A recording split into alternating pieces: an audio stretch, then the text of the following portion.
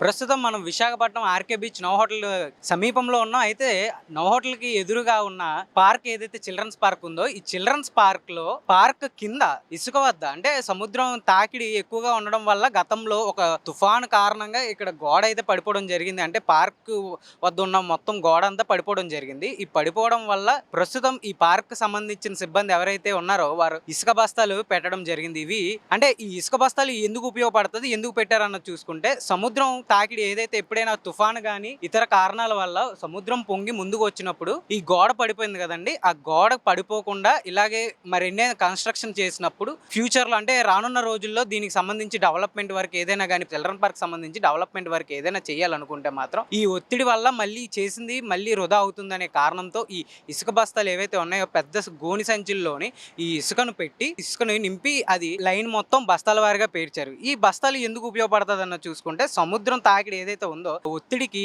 సముద్రం అన్నది అలలన్నది ఆ గోడకి కొట్టకుండా ఈ ఇసుక బస్తాలకు తగిలితే ఆ ఫోర్స్‌తో వచ్చి ఇసుక బస్తాలకు తగిలితే ఆ సముద్రం ఒత్తిడి అన్నది ఆ ఇసుకకి తగలడం వల్ల ఆ ఫోర్స్ అన్నది తగ్గుతుందన్నమాట.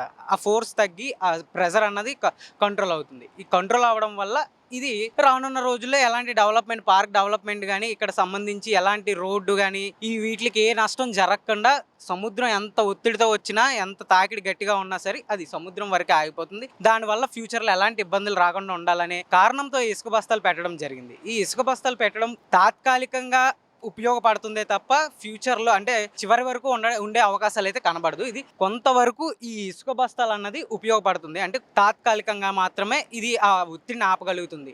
ఈలోపు ఆ పార్క్ ఏదైతే నోవాటల్‌కి సంబంధించిన పార్క్ చిల్డ్రన్స్ పార్క్ ఏదైతే ఉందో పూర్తయిన తర్వాత డెవలప్‌మెంట్ వైస్ అది డెవలప్ అయిన తర్వాత ఇది పోయినప్పటికీ పెద్దగా వాళ్ళకి సమస్య ఉండదు. అయితే దీనికి సంబంధించి ఈ ఒత్తిడి మరి ముఖ్యంగా ఈ సముద్రం ఒత్తిడికి సంబంధించి ప్రభుత్వం గాని జీవీఎంసీ అధికారులవని దీర్ఘకాలికంగా దీనికి తాత్కాలిక ఉపశమనం కాకుండా దీర్ఘకాలికంగా రానున్న రోజుల్లో ఈ సమస్యకి పరిష్కారం అన్నది చూడాలని ఇక్కడున్న స్థానికులు అదేవిధంగా టూరిస్టులు ఎవరైతే ఉన్నారో దీన్ని పరిరక్షించడం కోసం కోరుకుంటున్నారు. కెమెరామెన్ ప్రేమ్‌తో Tarun, VBC on TV, Visakhapatnam.